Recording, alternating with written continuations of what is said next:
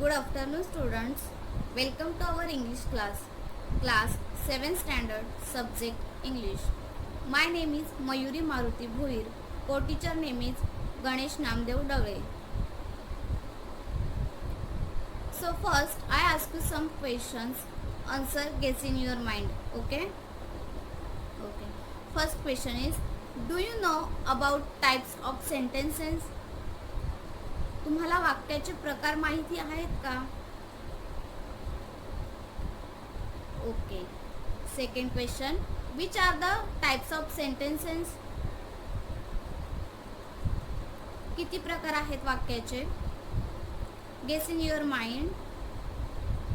Yes, 4 means 4. तर ते आपण पाहूयात. 4 टाइप्स ऑफ सेंटेन्स. वाक्याचे 4 प्रकार आहेत. First is statements, second is questions, third is commands and fourth is exclamations. So students, today we are going to learn about unit grammar, subunit negative and positive sentences, means नकारार्थी आणि होकारार्थी वाक्य. तर आज आपण नकारार्थी वाक्याचे होकारार्थी वाक्य कसे तयार होते आणि होकारार्थी वाक्याचे नकारार्थी वाक्य कसे तयार होते ते पाहणार आहोत. Okay. Sentence are of 2 kinds, म्हणजे वाक्याचे 2 प्रकार आहेत.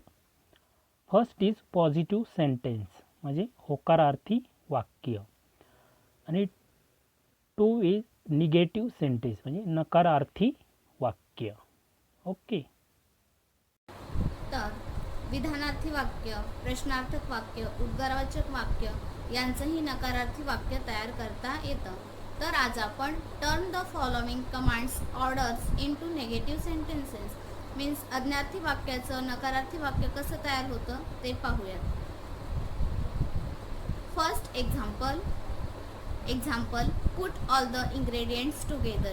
It is positive sentence, means affirmative. पॉझिटिव्हलाच काय म्हणतात? Affirmative.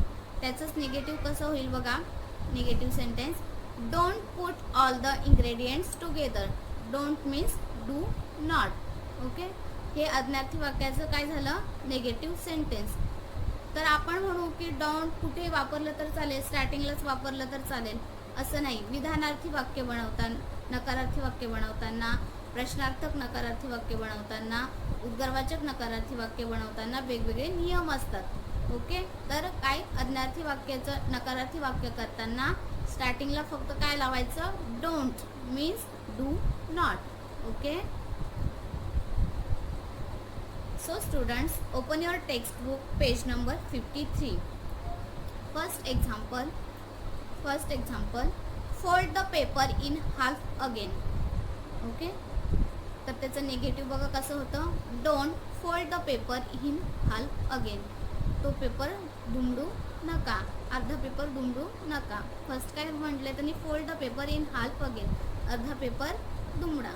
Okay. So next, second, mix the ingredients means साहित्य एकत्र करा. त्याचंच निगेटिव्ह काय होईल बघा? Don't mix the ingredients. Okay. Understand. Third, wash the guava. Okay. It is a positive means affirmative sentence. त्याचं निगेटिव्ह काय होतं बघा? Don't wash the guava. Grind them in a mixer. Okay. याचं निगेटिव्ह कसं होईल? डोंट सुरुवातीला वापरायचं आहे. Don't grind them in a mixer, अशा रीतीने. बरोबर. तर आपण पाहिलं होकारार्थी वाक्याचं नकारार्थी वाक्य कसं तयार होतं. तर आता आपण पाहणार आहोत turn the following negative statement into positive means affirmative. नकारार्थी वाक्याचं होकारार्थी वाक्य कसं तयार होतं. First example, I do not like that music at my dinner. It means negative statement. Okay. हे काय आहे? नकारार्थी वाक्य. त्याचं अफर्मेटिव्ह मीन्स पॉझिटिव्ह वाक्य बघा कसं तयार होतं. I like that music at my dinner. तर काय केलं आहे, फक्त नॉट हा काढून टाकलेला आहे. I like that music at my dinner, do not काढून टाकलेला आहे. इट इज अ होकारार्थी वाक्य म्हणजेच positive sentence. Then next second, the other did not know what to do. Use knew. Okay, काय वापरायला सांगितले, न्यू मीन्स प्रेझेंट टेन्स. नॉचं काय आहे, प्रेझेंट टेन्स न्यू. अफर्मेटिव्ह होकारार्थी वाक्य. The other knew what to do. काय फक्त डिड नॉट काढून टाकलेलं आहे. The other knew what to do. Okay, understand. Next, travelling from China to India was not an easy task. म्हणजेच चीन ते मुंबई हा प्रवास इझी नाही आहे. ओके, तर अफर्मेटिव्ह बघा कसं होतं, travelling from China to India was an easy task. फक्त काय काढलेलं आहे, नॉट काढून टाकलेलं आहे. अंडरस्टँड. अगं आता बघा चौथं वाक्य, it made no difference to us. Use a difference. Difference या शब्दाचा उपयोग करायचा आहे. बरोबर. आता अफर्मेटिव्ह म्हणजे होकारार्थी वाक्य कसं होईल याचं, it made difference to us. बरोबर, याच्यातला नो निघून जाईल. बरोबर, होकारार्थी वाक्य होईल, it made difference to us. So, write down any two sentences you could rewrite without changing the meaning. आपण पाहिलं, होकारार्थी वाक्य करताना त्यांचे अर्थ बदलतात, परंतु मूळ वाक्यातील अर्थ न बदलता ही नकारार्थी वाक्यांची होकारार्थी वाक्य तयार करता येतात. तर ते आपण पाहूया. First, I do not like that music at my dinner. जेवता वेळी मला म्युझिक ऐकायला आवडत नाही. Affirmative without changing meaning. बघा काय होतं, I dislike that music at my dinner. फक्त काय केलं आहे, डू नॉट काढून टाकलं आहे आणि लाईकचं अपोजिट वर्ड यूज केलं आहे, dislike. Okay, understand.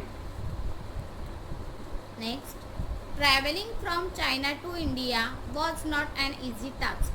China to India प्रवास काय आहे, was not an easy task.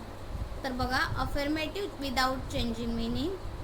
Travelling from China to India was a difficult task.